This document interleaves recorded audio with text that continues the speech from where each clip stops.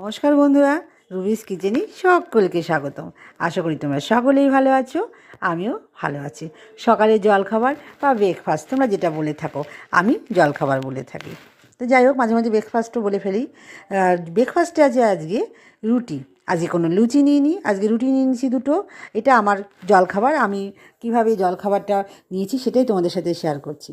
আর নিয়ে নিয়েছি সুজি হালুয়া আর আলুর তরকারি ছোলার ডাল দিয়ে। দোকানে যেভাবে করে ঠিক আমি ওভাবে করে নিয়েছি। এই তরকারিটা একদিন আমি তোমাদের কাছে শেয়ার করব। আমার রুবিস কিচেন চ্যানেলে গিয়ে তোমরা এই তরকারিটা দেখতে পাবে।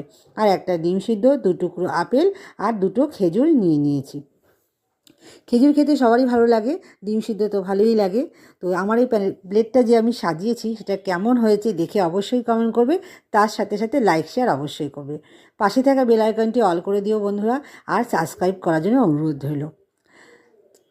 চলো বন্ধুরা, আজকে এই পর্যন্ত। ভালো থেকো, সুস্থ থেকো, সবার শুভকামনা করি। চলো, টাটা।